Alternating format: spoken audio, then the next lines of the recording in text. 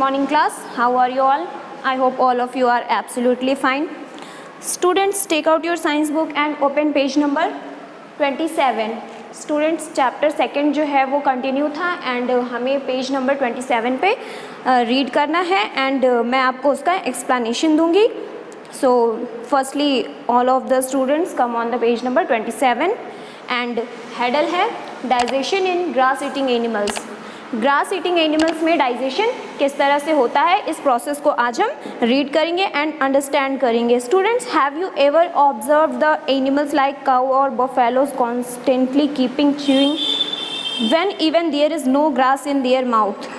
क्या कभी आपने कुछ एनिमल्स को लाइक काउ बफेलो को आपने रिपीटेड च्यूइंग करते देखा है when even there is no grass in their mouth, जबकि उनके माउथ में कोई ग्रास भी नहीं होता है, कोई खाने का सामान भी नहीं होता है, फिर भी वे च्यूइंग की प्रोसेस करते रहते हैं. तो ऐसा क्यों होता है?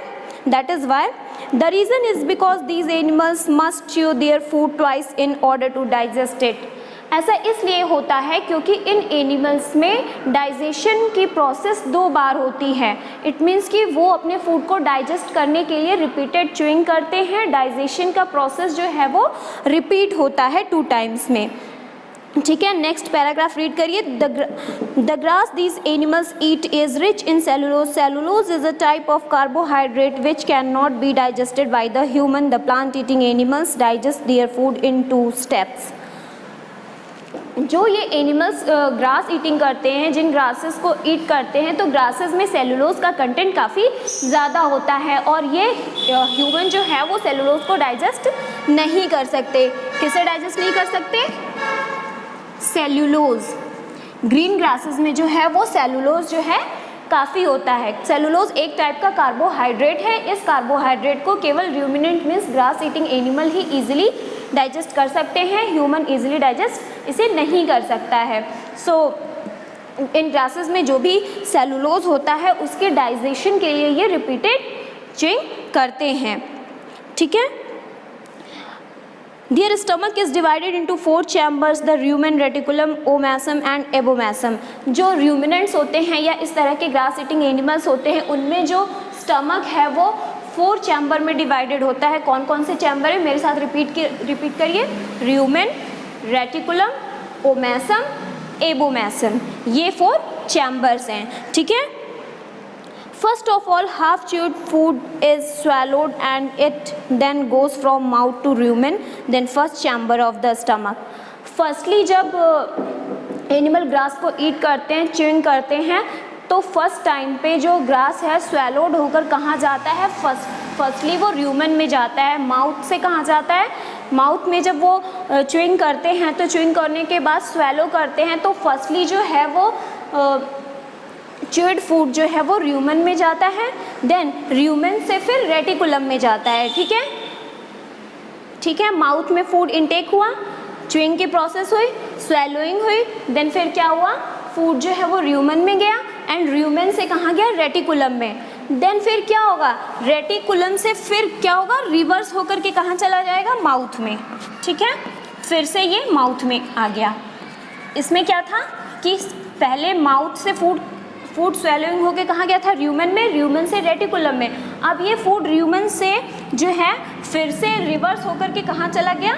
ये माउथ में चला गया. ठीक है. दोबारा माउथ में चला गया. यहाँ पर क्या होगी? रीच्यूइंग. ठीक है. दोबारा से च्यूइंग होगी. ठीक है. यहाँ पे रीच्यूइंग होगी. वो फूड को दोबारा च्यूइंग करेंगे. देन फिर क्या होगा?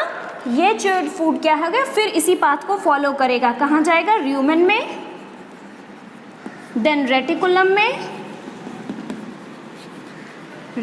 में, अब नेक्स्ट जाएगा. नेक्स्ट अब कौन सा पार्ट बचा है? नेक्स्ट जाएगा ओमेसम में, फिर लास्ट पार्ट एबोमेसम में.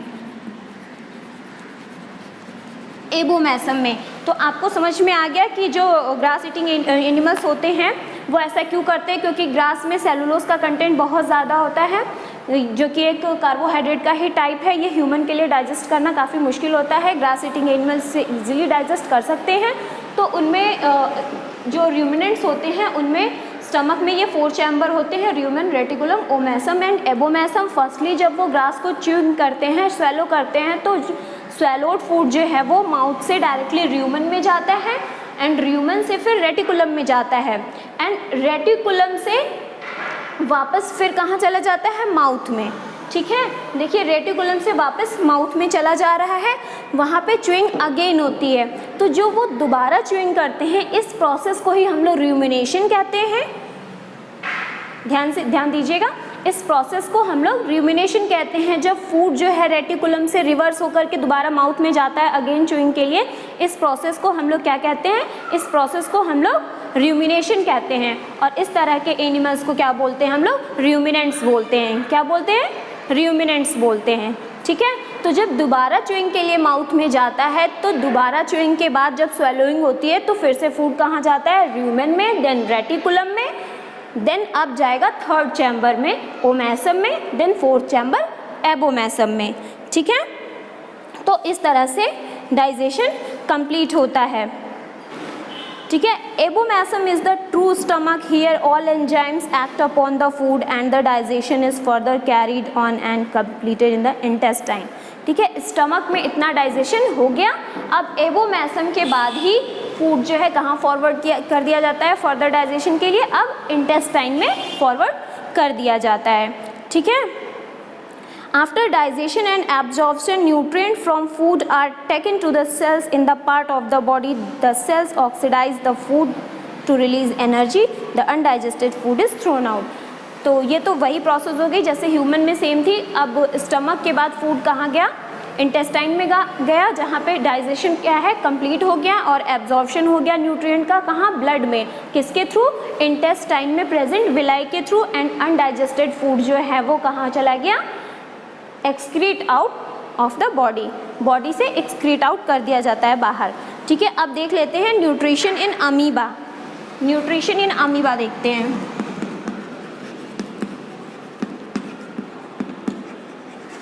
Nutrition in amoeba.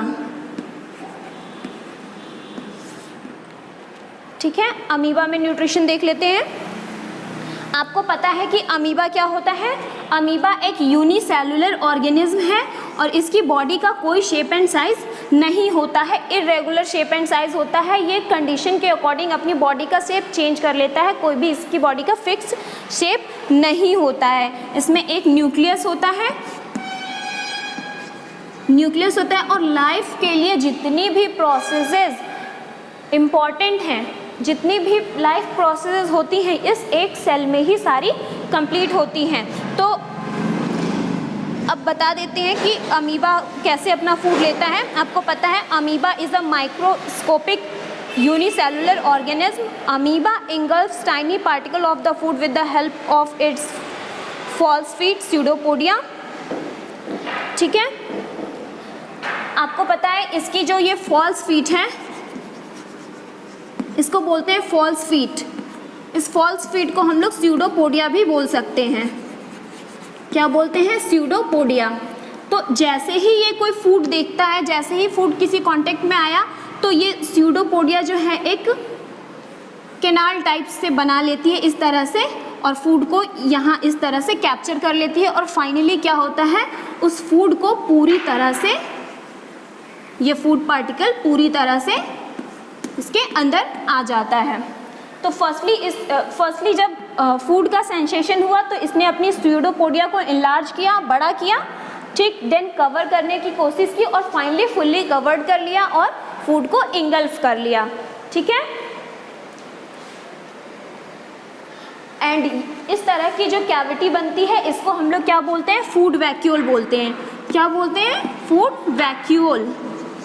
वैक्यूल, यहाँ पे आपको फुल्ली वैक्यूल फॉर्म नज़र आ रहा है, ये वैक्यूल है। वैक्यूल के अंदर कहाँ है, फूड अरेस्ट हो गया है। ठीक है, सो इस तरह से जो है अमीबा में न्यूट्रिशन कंप्लीट होता है।